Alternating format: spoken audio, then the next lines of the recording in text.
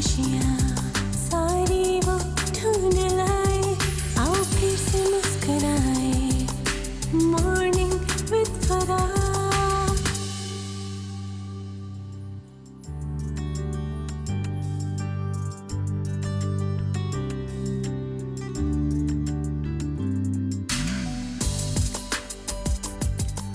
बिस्मिल्लाहिर्रहमानिर्रहीम, अस्सलामुअलैकुम, सुबह बखैर और खुश आमदीद ATV मॉर्निंग विद फराह में।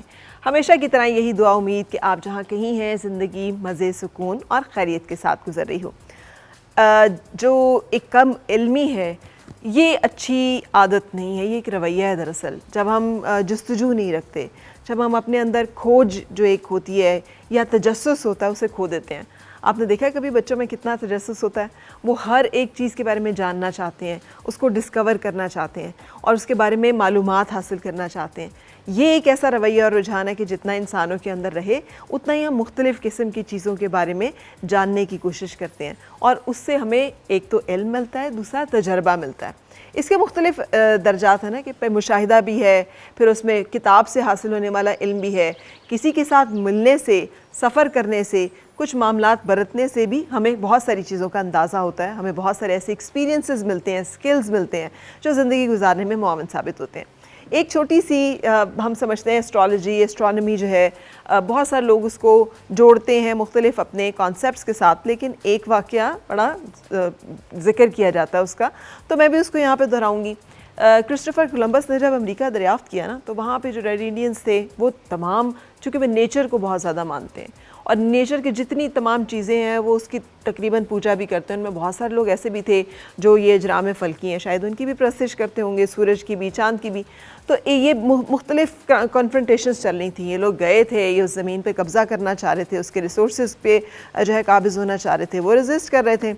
सुना है कि जो एक टाइम आया कि जब इन्हें पता चला कि सूरज को जो है, चाँद को जो है ना ग्रहण लगना है, तो जो रेड इंडियंस थे, क्रिस्टोफर कोलंबस ने, उनके जो सरदार थे, उनके साथ मीटिंग में जब बैठे तो उसने कहा कि मैं, अगर तुम मेरी बात नहीं मानोगे ना और हम लोगों के साथ जंग नहीं छोड़ोगे और हमें यहाँ पे एक्सेप्ट नहीं करोगे तो मैं चाँद छीन लूँगा तुम लोगों का। अब वो उनका लगता था कि ये कैसे हो सकता है, ये तो मतलब इसकी तो हो ही नहीं सकता। और क्रिस्टोफर कोलंबस ये इसलिए कह रहा था क्योंकि एस्ट्रोनॉमी में जो नॉलेज है या एस्ट्रोलॉजी का जो नॉलेज है उसे पता था कि ग्रहण लगने वाला है। और वही हुआ जो टाइम उसने बताया था कि कल ठीक है, फिर कल ऐसे हो जाएगा, तो ग्रहण लग गया।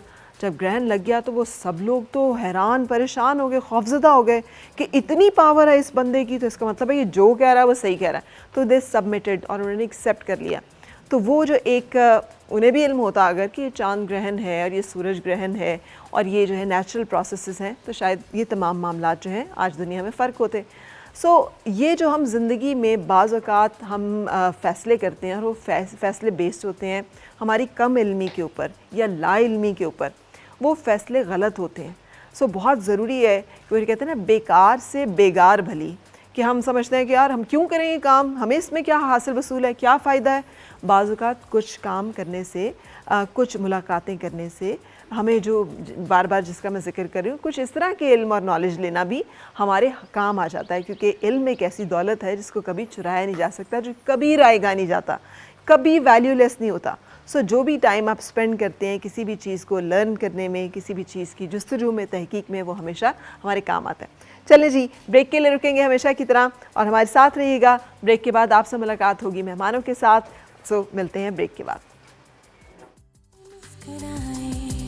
और मिलके गुनगुनाए हैं गुमशुदा जो खुशियाँ सारी वो ढूंढ लाए, आओ फिर से मुस्कुराए,